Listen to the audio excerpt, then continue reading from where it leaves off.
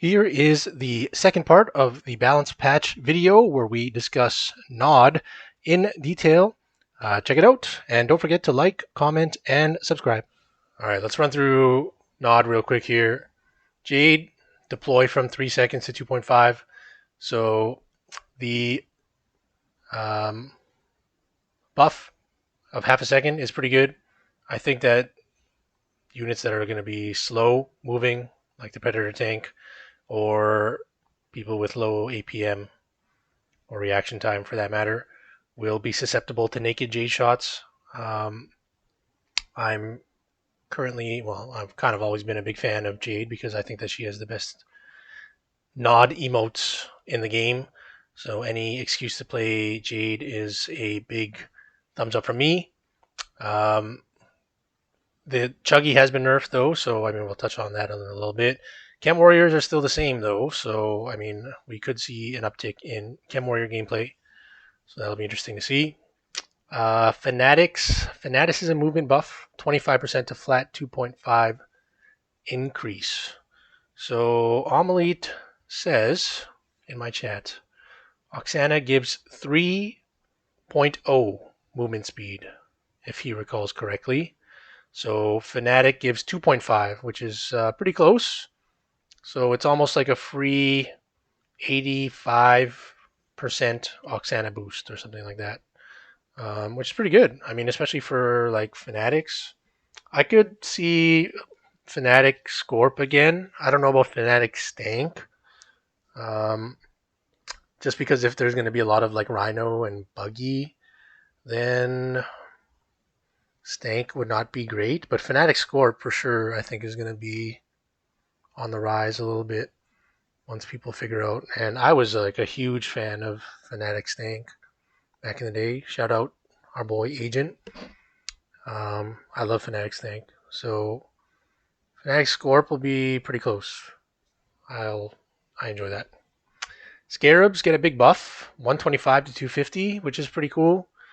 I mean, the obvious main issue with Scarabs is their value, right? So it'll be interesting to see though, because if people step away from 10 cost units and then they just start making 30 cost units, like Rhino and Buggy as their opener, then Scarabs could technically have a place in the meta.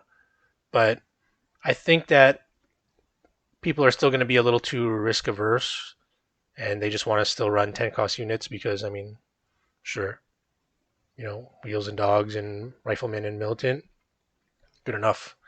Although I think that, the Scarabs. So, yeah, I think that Scarabs would maybe not have a gameplay, but as time goes on and people maybe start getting away from 10 costs, then I can see Scarabs going, but for now, I do not. Attack bikes, charge up delay from 0.1 down to 0. So no charge up delay, which means that it's buffed against squads now, if I understand that correctly. No, that is the attack separation delay, right? So there was the bike bug where sometimes when you would have a 3-man bike squad and then you would go up against like a laser drone, if you fire 3 bike shots, sometimes it would kill not 3, pretty much. So now with the separation delay on that, that fixes it, which is a buff, which is good. Thank God finally. But I mean, like bikes have been like so strong in the game forever. Um, you know, like it didn't really feel like it was such a huge deal. So now that they attack correctly, I mean, fair enough. It doesn't necessarily feel like a huge, buff to them or anything by any means. They're still like really strong in the game, and they'll probably always be strong. TBH. They're so versatile, like amazing speed and good damage for a squad. Buggy. So Vision 2 to 3. So Buggy was already fast as is, so there was no speed change to that. So yeah, I mean, same idea as Rhino. it'll be interesting to see. I mean, Buggy has a little bit lower HP, but for the attack that it can do, a 30 cost Buggy is pretty good. And again, it all boils down to what do you want to use as your opening unit. You haven't seen anyone test the drone versus bike interaction today. Interesting. Yeah, I mean, I don't really think it's like necessarily like game breaking per se, right? Um, it is what it is at this point. You know, like I didn't really think that it was like a huge deal. Sometimes it would just suck, and you know, when you hit it and it sucks, you're just like, oh well. So I don't think that people are just like clamoring where they're just like, oh my god, salivating at the thought of it actually hitting all three, you know, type of deal. Chem Buggy, cloud time from 1 second to 2.1. So this is a huge nerf. So this doubles the amount of time that a cloud would need to be formulated on a hex tile before the before the cloud is activated and whatever unit is there starts taking damage. 2 seconds. Um, so yeah, an increase from 1. That kind of, I don't want to say necessarily dumpsters it, but when you have a stationary laser going against a chuggy, I believe you still needed 2 or maybe 3 to go against it. I think that that might actually go down to 2 now, maybe, because of the additional second that you would need to formulate the cloud on the one hex tile and then go to the next hex tile and then start shooting at that one. Because then again, you can even just like move the unit off the pad after it starts to get the cloud damage. So I think that that's kind of a game changer for Chem Buggy, and I could definitely see people start to shy away from Chem Buggy now. Giga Cannon. So this is a monster change, absolutely monster change, and this should probably dumpster Giga at this point. So the infantry stage 2 damage has been decreased from 15 to 8, and infantry stage 3 damage decreased from 30 to 12. So the infantry stage 2 damage initially was at 15, and then now the tier 3 gets even lower than that. So I think that that should pretty much end Giga's run at this point. I don't know. I don't think that. I mean, again, this is for infantry, and especially if you're going to consider the uptick now in Gren gameplay, then I think Giga is gone. So um, it'll be interesting to see. Like I've faced against Giga once on my ladder gameplay today. I think I'm probably like 20 games in or something like that. Um, yeah, it's just charge store time 1 second to 0.7, which 0.3 seconds I don't think really helps. Although, so this could be twofold as well, because if you see the increase in the Buggy and Rhino gameplay, um, along with, so like most decks are going to run some variant of Buggy, Bike, and then Rhino Pitbull, then I think that Giga could still possibly have its place. But if it's going to be a lot of Mutant and a lot of Gren, then yeah, I don't think that Giga is going to be very viable. Banshee, Raider added to Banshee, and charge up delay 0.5 to 0, which is amazing. So Banshee is now back on the board for being an actual playable unit. Having Raider is absolutely huge, and no charge up delay is also absolutely huge. Big thumbs up, because that does give Banshee some early game flexibility. Still, um, I mean, that's kind of what Banshee needed a little bit in terms of the thing that Banshee struggled with so much was the fact that they could hardly counter the air tech switch, right? So back in the meta previously, the big issue with Nod was taking on the Razorback and Razorback running roughshod on Nod because you could only make bikes realistically, and then you can like spam Razorback missile, so you have to run like bike and whatever. Um, so for those that don't know, Raider just means that it gives the ability to fire while it's moving. I do believe that it is forward Raider, so you have to be facing the unit that you are wanting to attack, and the unit also has to be stationary, I do believe. I don't think so. The Raider is somewhat inconsistent, which is kind of an issue where sometimes it'll fire and sometimes it doesn't. Um, Not like Pitbull Raider. Correct. Not like Pitbull Raider. So Banshee still needs to move, and it only has forward Raider similar to Hammerhead. So that's Banshee. So yeah, I think it gives it good flexibility to early air tech switches against GDI.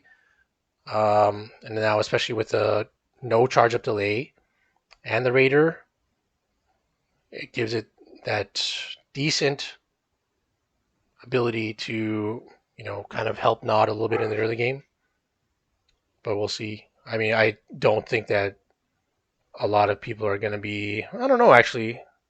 I'll touch on this in a little bit, but when I give my overall thoughts, because I'm interested to see what people are going to say about GDI's gameplay. Cat Gunship infantry damage 200 to 270, and then the HP increase from 1485 to 1530.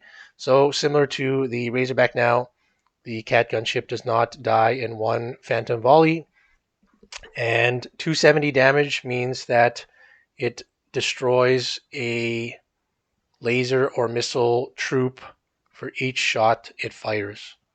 Um, Overall, pretty good change. So not busted and not dog shit, which is great.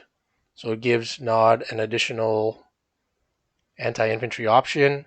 60 cost. So same thing as Razorback, except it doesn't have Raider, which kind of makes it a little poor in my opinion. But overall, as just a different answer for anti-infantry. So like instead of like a lot of chuggy that you used to see, you could see Catalyst Gunship now, which decent option for like a tech switch or something like that, right? So now you could see if someone tech switches to Cat Gunship, someone can answer a Cat Gunship tech switch with a buggy, or sorry, with a Banshee, which is pretty cool. I like that. And finally, Inferno. Reload from 12 to 13 seconds and reload movement speed buff from 45% down to 20%. The 1 second doesn't feel huge.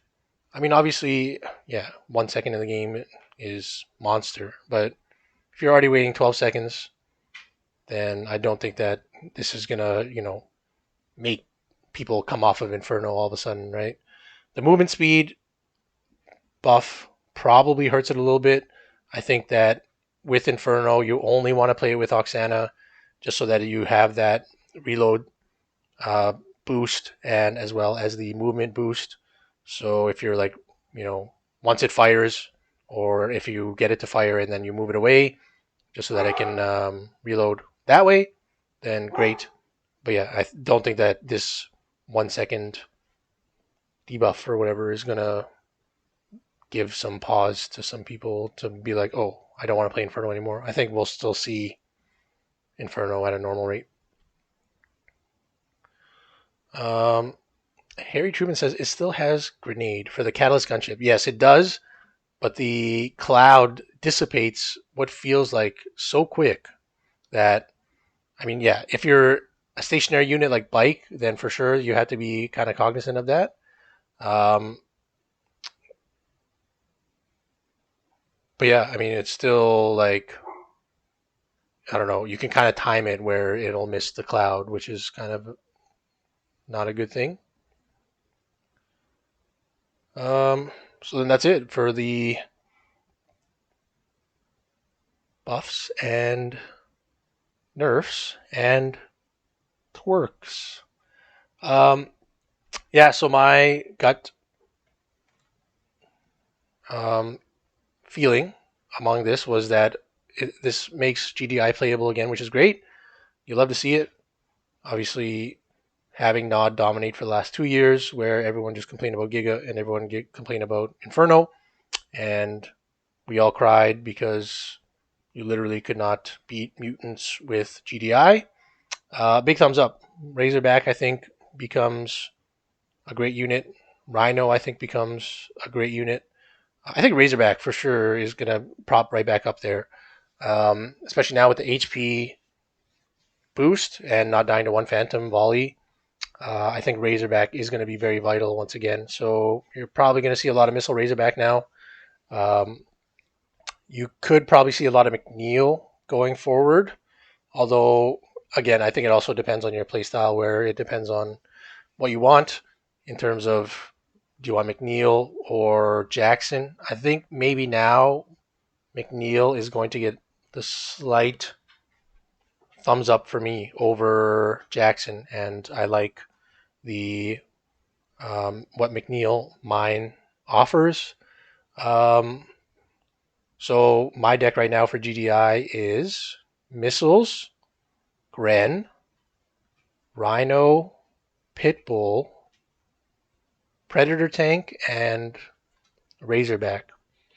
So the deck is pretty weak to Borka and Inferno. Um, but yeah, so again, I think that people are still going to play Inferno at a normal amount, but their overall deck for Inferno is going to change. I think that GDI though is going to be playable again for sure. Um, yeah, I don't know what Nod is going to play now. I mean, Nod still always has the options in terms of what they can do, but I think that overall for GDI, if you're playing GDI, I think that either Rhino or Razorback is required. Like, I don't think shocks are going to be great in this meta, and I don't think flames are going to be great in this meta. So we'll see how it goes. I mean, I'd definitely like to follow up on this video with a tier list. In a couple weeks, we'll see how things go. Maybe at the end of the month or something, once we can get some data with regards to what the people at the top are playing. And I mean, even a couple of weeks, like, you know, we'll have a good idea of what a lot of the Tiberium players are running. See what they're doing, and get a general idea of how the state of rivals is looking. So check back. Um, hopefully, I can get some videos posted again on just normal gameplay. Thumbs up. What else is there to say? Like, comment, subscribe, as always, at the end of the video to say. Although, yeah, obviously I should probably start with that. But there it is. That is the end of the YouTube video. And we will continue on with the stream here. But thank you so much for watching. And yeah, check back in a little bit with some more gameplay videos.